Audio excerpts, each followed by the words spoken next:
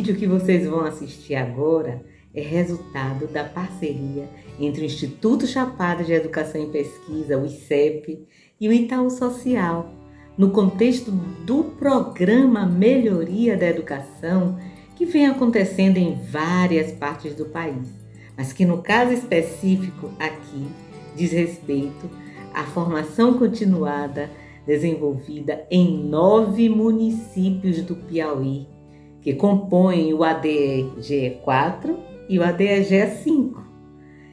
Este produto, esses vídeos, e na verdade são 3 vídeos, 2 de matemática e 1 de língua portuguesa, é resultado da formação continuada que vem acontecendo desde o ano de 2021 junto a esses municípios, envolvendo professores, coordenadores pedagógicos, diretores escolares e equipes técnicas.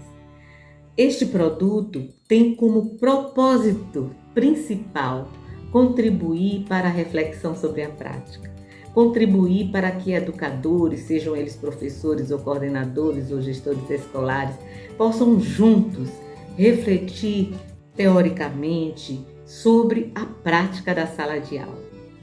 Portanto, é resultado que tem como objetivo também fomentar os espaços formacionais.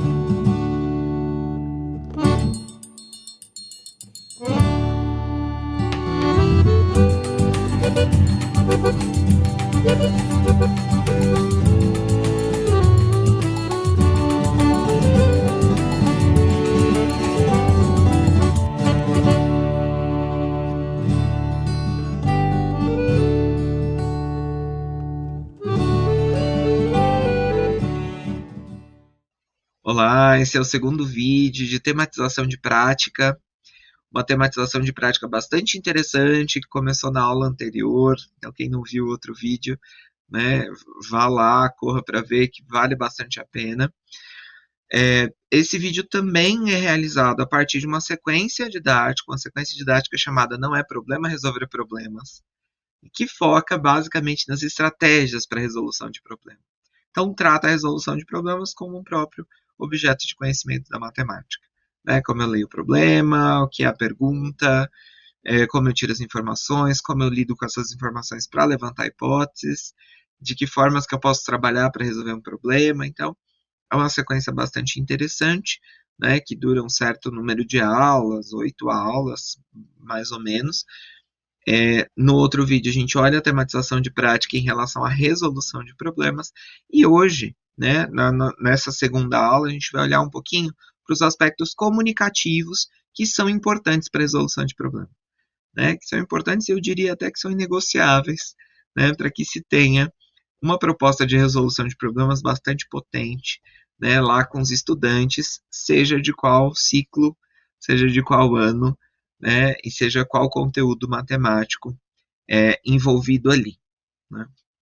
Então, antes de começar a comentar, quero mostrar para vocês uma parte dessa aula, né, onde já está tendo a fase de plenária, ou seja, os estudantes já leram individualmente, já leram em grupo, já levantaram suas hipóteses como intervenção e incentivo do professor, né? Eles já tiveram agora o movimento de mostrar suas resoluções, e é nesse momento que a gente está, onde se mostra a resolução em plenária, né, onde eles trocam um pouco do que fizeram em cada grupo e vão buscando consenso, né? O professor faz essa mediação para buscar um consenso em qual a resolução mais adequada, quais os tipos de resolução tem, qual a mais econômica, qual a mais interessante, quais são as que chegaram a um resultado que seja aceitável ou não, né? Então, essa é uma fase de busca de consenso, né? Nós pegamos a obra da professora Nushik, da professora Levato, que trabalham com resolução de problemas, é nesse momento que a gente está, né? Então, vamos ver um pouco a interação dos professores, para que a gente possa comentar um pouco. Seria interessante também? É mais fácil que as demais ou mais fácil? Qual é mais fácil dessas aqui agora? São essas. Qual é a mais fácil? Essa aqui embaixo? Pronto. Então vocês acham que essas aqui são as mais fáceis para vocês? Pronto. Então são várias estratégias, né, pessoal, para a gente achar a resposta. Tem várias maneiras de achar a resposta.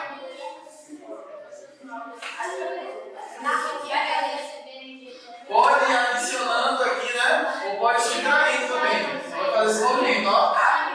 Adicionando, subtraindo. Se eu subtrair isso também, se eu fosse tirando de 5 em 5, se eu pegasse aí o 45 e fosse tirando de 5 em 5, dava certo? Sim. Vamos lá, olha o que o colega traz aí, ó. Olha o que o colega está trazendo. Vamos lá, vai falar. Ó, vai começar no 9, depois vai pro 18. Do 1 já vai pro 9, começa com 8, 7, 6, 5. Sim. Aí depois é 1, 2, 3, 4.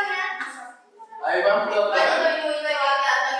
Diminui de um lado e aumenta do outro, né? Pronto, bom, tá vendo? Olha, existe o quê? Uma regularidade aqui de regularidade? Sim. De cada um. Bom, então o colega descobriu uma regularidade aqui, ó, nesses números, tá vendo? Tem uma regularidade. Se eu fizesse assim, pessoal, daria certo? Não são 5 em cada fileira? Se eu pegasse aqui, ó, são 45, né? Se eu fosse tirando de 5 em 5, daria certo? Se tirar os 5 aqui, ó. Se eu for tirando aqui, dá certo? Vamos ver se dá certo? 25. Ó. 25. E mais 15. 10. 5. Quantos eu tenho aqui?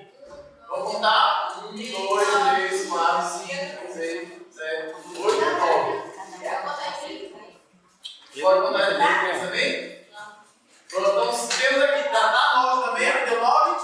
Pode fazer assim também, pessoal?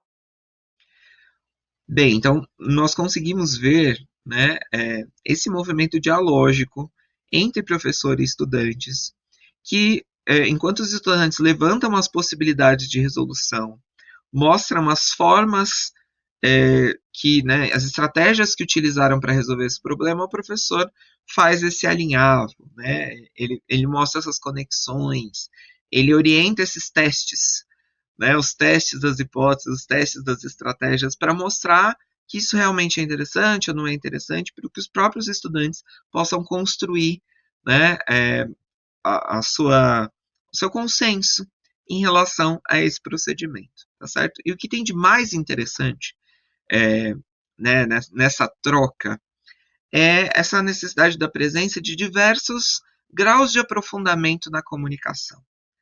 Né? Então, se a gente pensar na comunicação matemática, né, e aí eu e a professora Cury acabamos definindo um pouco o movimento da comunicação matemática como toda e qualquer interação que aconteça nas aulas de matemática, né, e que tenham interação e negociação de significados. Né? Então, tudo isso que acontece na sala de aula, que está tendo ali, né, essa interação entre professor e estudantes, entre os próprios estudantes, né, entre eles e os materiais e as propostas, a gente tem uma situação comunicativa. Né? E quando essa situação comunicativa chega a uma negociação de significados, que é o que está acontecendo nesse movimento de plenária, né, a gente tem o que a gente chama de comunicação matemática. E aí a gente rompe um pouco com aquelas ideias de comunicação que são da tradição pedagógica, enfim, e que fizeram parte da sala de aula por muito tempo e que, né, já há bastante tempo estão ampliando, estão mudando, e a gente acredita de fato que são importantes para o aprendizado de matemática. Então, pensar que no momento a gente tinha uma comunicação unidirecional, né, onde o professor ele era o detentor de todas as questões de conteúdo, né, dos objetos de conhecimento da matemática, e que ele apenas explanava, né, sobre eles. Então ele mostrava como fazia, ele dava um exemplo do procedimento, e os estudantes repetiam esse procedimento. né? E é uma forma de comunicação que ela não consegue mais sustentar a totalidade das aulas, né? Nos contextos atuais que nós temos, com os documentos curriculares que nós temos e com os estudantes que nós temos, não é? Então, há necessidade dessa qualidade, desse aprofundamento da comunicação ser maior, né? Então, ser maior, deixar de ser unidirecional, né? Deixar de ser só contributivo, em que o professor até tem o movimento de perguntar algumas coisas para os estudantes, né, esperar que eles relembrem algumas coisas, ou que eles contribuam em algumas questões, né? Mas a nossa ideia é chegar em uma comunicação que seja mesmo própria do diálogo, né? Que é essa comunicação própria da instrução, própria do ensino, a comunicação instrutiva, né? Como a professora Cury e eu costumamos indicar. E para isso a gente passa para um momento de comunicação reflexiva, que é o que está nesse vídeo, né? Que é esse momento em que o professor, né, os professores e os estudantes estão fazendo uma reflexão sobre as possíveis estratégias, né? Então, o que eles falam, as contribuições deles não são só contribuições para a continuidade, mas elas mudam o rumo da conversa, né? Então, de acordo com o que as crianças foram trazendo, os estudantes foram trazendo, indicando em relação ao procedimento, né, indicando possibilidades e estratégias, o professor foi, né, mudando o rumo daquela conversa, o rumo daquela interação, né? Então, essa comunicação reflexiva é muito importante. E essa é a comunicação própria do momento de plenária e de busca de consenso que a gente tem lá na resolução de problemas, que é bastante interessante, né? Então, é a partir desses momentos em que os estudantes não só falam por falar, mas são de fato ouvidos, né? E o que eles falam muda essas escolhas do encaminhar da aula, é que faz toda a diferença para o aprendizado de matemática e para a resolução de problemas. Tem como achar a resposta assim, pessoal? Olha a resposta de colega. De várias maneiras. Olha o tanto de respostas que tem, a gente pode buscar, de jeito de buscar a resposta. Ou seja, na matemática tem várias estratégias de a gente chegar na resposta do cálculo. Cada um de vocês foi pensando ontem em estratégia diferente, foi acompanhando. Isso que é interessante. E a gente vai descobrindo, né, se a gente pode passar aqui várias aulas só pensando em estratégia. A gente vai descobrindo a cada momento que a gente surge uma estratégia, a gente vai colocando aqui. O que é que eu quero que vocês pensem aqui, pessoal, e que reflitam, né, que vocês têm autonomia para criar estratégia. Vocês podem criar estratégia. Vocês têm essa autonomia de pensar e criar estratégia. Não precisa colocar somente a continha lá armada, né? O algoritmo lá bonitinho. Você pode o quê? Fazer de outra maneira. Tem que ter autonomia. Vocês têm autonomia para pensar.